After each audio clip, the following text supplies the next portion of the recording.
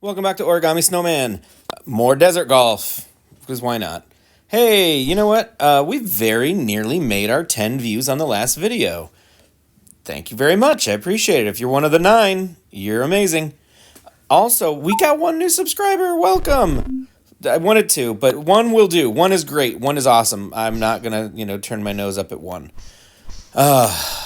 Today we're going to talk about John Wick. In the very first video, the first desert golf video, I mentioned John Wick, and now we're going to talk about it. Quill called me out. Quill's one of my passengers, and they said, hey, stop making this our job to come up with content for you. Why don't you just talk about John Wick? So that's what we're going to do today.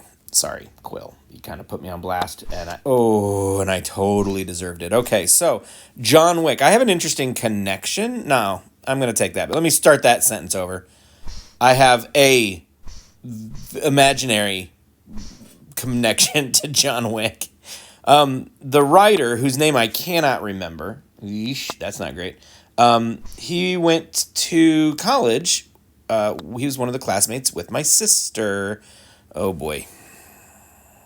When I say it out loud, it's embarrassing that I even brought it up. Anyway, yeah. And here's the other thing. She kind of contacted him and said, "Hey, you should look at my brother's novel." This at the time I only had one, The Blood Pines, great novel. Check it out. You should look at it. It would make a great movie. And he never contacted me, so my guess is he did not pay any attention to my sister.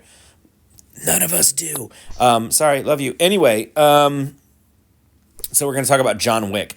Now, it's 4 movies right now, and they're talking about a 5th one, and there is the series on Peacock. It's called The Continental. I haven't seen it. It's on my radar to watch it, but also maybe not. So, John Wick, the first John Wick, it came out a number of years ago. I don't know exactly what number that is, but it came out the same year as Mad Max Fury Road. Now, that's only relevant because I bought them both at the same time because on iTunes, they were both like $5. And I thought, okay, these are both getting a lot of attention. I will, take advantage of this. I'll check them out. So, people loved John Wick, and they talked it up big time. And so I was, I had high expectations. And I'm sure I would have loved it my first viewing had I not just previously, like an hour before, watched Mad Max Fury Road. Mad Max Fury Road, if you'll remember, did get Film of the Year from whoever gives that award out. And Mad Max Fury Road, if you haven't seen it, maybe I should do a Mad Max video, but Fury Road is so good. It is so good. It's summed up in a nutshell. It's a chase. It is a very long chase movie. They chase from point A to point B, and then back to point A, and it's amazing. Visually, it is absolutely stunning. They did practical. I'm not even talking about Mad Max Fury Road. We'll talk about that another time. John Wick. That's what we're here to talk about. So I loved Fury Road, and then I watched John Wick and was very underwhelmed, and so I was kind of like sour grapes about it for a while. But watching it through like with a clear palate and fresh eyes and all that good stuff, I actually enjoy John Wick. It's just a good old fashioned classic revenge movie, and who doesn't love a revenge movie? Payback. Mel Gibson. Say what you will about Mel Gibson. Yeah, he's problematic, but he did make a good movie, and it's called Payback. Check it out. Also, Kill Bill Volumes 1 and 2, amazing. Those might be my favorite Tarantino movies. It's just good revenge. I like revenge. Ooh, that was awesome. I like a revenge movie because you don't get all bogged down by a bunch of plot and a bunch of rules. You just are like, is this the guy I'm rooting for? Great. Let's hope he kills the guys I'm not rooting for. That's it. That's all that's all you want. So, John Wick is just a good revenge movie. They stole his car, they killed his dog, and now he's mad. They didn't know who he was, but boy, do they now. And that's all you got to know. It was good. They did a great job of, setting him up as sort of like everybody in the industry knows John Wick, and they're all kind of afraid of him. It's sort of what they did with Boba Fett in Empire Strikes Back. They set him up as, just so you know, that was hole 5,000. This is hole 5,001 if you're keeping track. They set him up as sort of like, oh, everyone's afraid of him. And you don't know why. It's just, you don't need to know the whole reputation. It's enough to know that everyone is afraid of this guy. And it's kind of awesome. I love that. I love that reputation for a character. And that's how it was in John Wick. And there's this whole, they imply a vast underground network of assassins and hitmen, and it's really quite cool. I like that. I like how they kind of hinted at it and they sort of wafted it at you, but they didn't give you like a full sense of what it was. It's great. You don't know the rules. You just need to know that there are rules. I love that in storytelling. It's great, especially in a movie like John Wick that normally would just be mindless, gunfire and just nonsense. It was neat. It was a great element. And it worked. It worked. John Wick, he gets his revenge, moves on. Now, in the second one, they went a little farther with the hidden assassin world, which is fine, I guess. It works for the plot. It's no longer a revenge story. In the first one, the idea is he got out of that life, and he had to do some things to get out of that life. But all said and done, mission accomplished, he has his life back. However, his little revenge, what do you call it? His tirade, his eruption of anger and rage and bullets essentially earned him a place back in that life. They kind of, it's understood that you are now back in, okay? And as a result, he owes a debt. He owes a debt now that he's back in, and he can't say no. He has to make good on this debt, and it's a big, big deal somehow. And now it's important that we know the rules. Strike one, okay? They bring him in. They do some cool things with some guns. They send him to, I don't remember, what is it, Italy? I don't remember. And he meets up with the funny roommate from Shaun of the Dead, whose name I can't remember, who I should remember. He's hysterical. He's an absolutely hilarious actor. I just don't know his name. I'm so sorry. And he gives him the cool guns, and he ends up getting that cool suit made with the Kevlar lining and blah, blah, blah. And it was a big deal, and it made him, for the most part, bulletproof, which maybe was a little bit OP. He's John Wick. Does he need to be bulletproof? He is, but whatever. It's fine. So, but here's the thing. Here's the thing. He gets revenge for these guys who killed his dog and stole his car. And what we see at the beginning of the second movie is him tracking down the car. Okay? He's still after the car. He destroys the car. When he finally gets that thing home, it is dangling to life. And what was the point? Is he trying to protect the car? No. He reaches into the glove box and he pulls out a greeting card with a photograph of his dead wife. Why in the world was that so important to him? Maybe the card, sure, I guess. Maybe it's got some kind of sentiment. It's got memories and nostalgia. But it's not like that's his only photograph of his wife, right? Why, are we supposed to still be on board with this guy being the good guy when he went in and murdered dozens of men so that he could get a greeting card and a photograph? I'm concerned. In the first one I had some sympathy for him. In this one, not so much. Still decent movie. The plot makes sense. He's back in. He doesn't want to be back in. Whatever. Okay. Whether or not you like the guy is irrelevant. He's still the main character, and we're still rooting for him. Anyway, the third one just fell all apart. The third one didn't make a whole lot of sense. I'm absolutely massacring this hole. By the way, I'm not even paying attention. I'm distraught over John Wick. So he he's now incommunicado, excommunicado. That's what it was, not incommunicado. He's no longer like safe. He has killed the wrong people in the wrong places, and now he's the bad guy of the bad guy. I don't know. Things somehow are different because now everyone's trying to kill him, which if you watch the first two movies, they already were. But now apparently every single person in New York City is an assassin, and they are all in a text chain about jobs that they need to get done. And I don't know if you counted any police in any of these movies. I counted one, and I don't even think it's actually a cop. I think he's just sort of like the neighborhood watch guy. I'm not going to make this shot at all. I'm a little, no. And he just comes to John's door after a lot of gunfire and says, "Everything okay, John?" And that's it. That's pretty much it. And so what's happening in this world? Anyway, so the third movie, they're trying to get rid of him. He goes and sees the guy who can free him, and he cuts off his finger for some reason. And I'm so confused about how any of this works. There are bulletproof dogs. There's shotgun blasts that don't kill people. I don't know.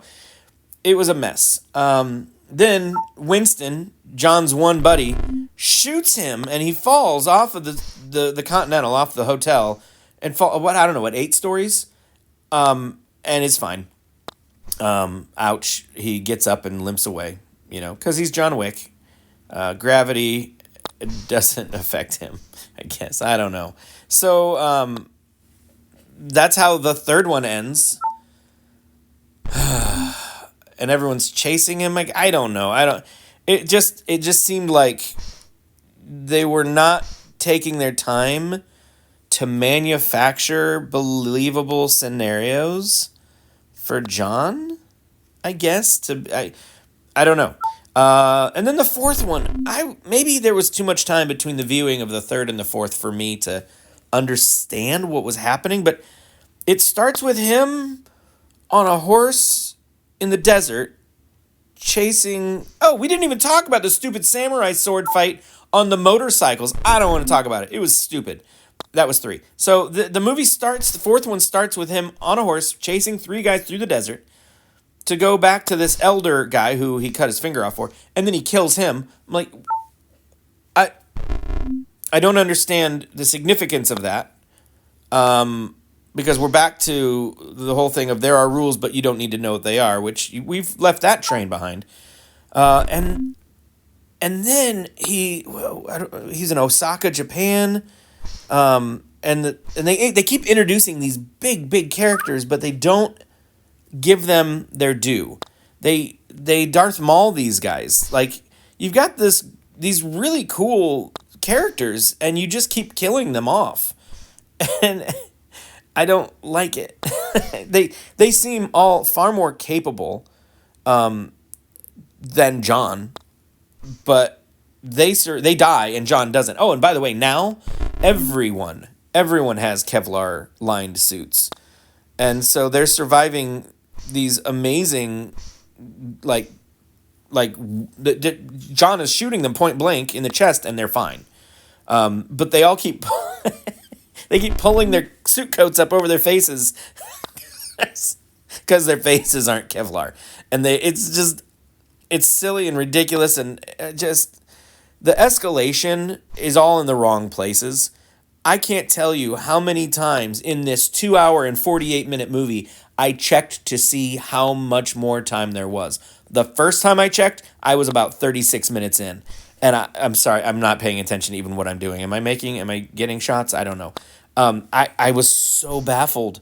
I was like, what is the purpose of this movie? I don't know who he's trying to kill. I know there's this marquee guy who wants him dead. Obviously, yes, they're running a business, and this guy is really bad for business. Get rid of him. At this point, you cannot tell me that John Wick is the hero. He is not saving anyone. His death would be best for everyone. Like, all the people you like in the movie keep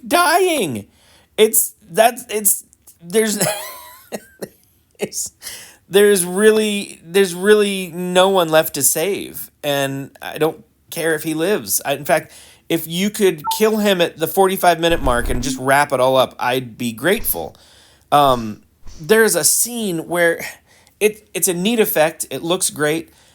He's in this building, and like, I don't know if it's a hotel or what, apartments, but it's an overhead shot, and he has this magical shotgun that shoots basically anyone that gets shot bursts into flames. That's fun. It would be neat in a video game, but this overhead shot goes on for so long that I I I stopped paying attention. I started looking at my phone, and when I looked back up, it was still going on, and I was so confused. It was like, neat trick, but move on. Then it goes back down to ground level, and then back up overhead. They liked it so much they were like, I'm going back for thirds. It was alarming. It was like the first Thor movie when Kenneth Branagh kept using the Dutch angle. So like 3 out of every 5 shots, the camera was skewed and sometimes looking up at a weird angle. Just to build tension, I was tense. I will say I was tense. That's kind of how this overhead shot felt. Like they handed it off to like the wrong intern, and that's what happened. I will say one of my absolute favorite shots, favorite moments, favorite scenes in any of the John Wick movies happens in this movie though. There's a scene where they're in like a gallery, an art gallery, and the paintings are like 2 stories tall. They're massive, and it picks up from a distance, and you just see Winston enter frame, and then walk very deliberately across the room, and the camera follows him from a distance, and all you hear are his footsteps echoing through this room. And it was reminiscent of the beginning of Hot Fuzz, Edgar Wright's Hot Fuzz. We should talk about Edgar Wright movies. And like when Nicholas Angel is walking up to the screen and you just hear his footsteps click, click, click, click, click, click, click. And it's very intentional, and it's very like, almost like, it almost builds tension, but more of like a countdown kind of way. So you see Winston walking across this gallery, and he goes and he has this terrific conversation with the Marquis. And it's just a fantastic moment. Hole in one. Thank you very much for those of you paying attention. I loved it. I thought, who did that one? Who was your assistant DP? Because let's get him on the whole movie. That was terrific. It was a very cool shot. I like genuinely intelligent, artistic moments in action movies. I don't like all the mirrors. I don't like looking through panes of glass. It's cheap, and no. But this felt genuinely like it was a very smart moment, and it made me feel like for a minute like there was hope for the movie. There wasn't, but and then the movie ends. I'm gonna spoil. I don't even care. If you watch it, whatever. You're not gonna enjoy it whether you know how it ends or not. Unless you do enjoy it, in which case there's a whole bunch of Michael Bay movies you might be interested in. So it ends with a duel, and I think John wins, but he dies at the end? Maybe? But there's a 5th one coming out? I don't know. I feel like I've been covering the microphone this whole time in my anxiety and my upset. So, John Wick, watch the first one. It's a great Saturday night, order a pizza, let's, watch a dumb movie. You can get behind it. It's great, full of super cool moments. But good Lord, as the movies go on and on and on, they get so much worse. And it's all because they think, oh, people love seeing Keanu Reeves fight 38 people at once. No, we don't. We really don't. We can't keep track of it.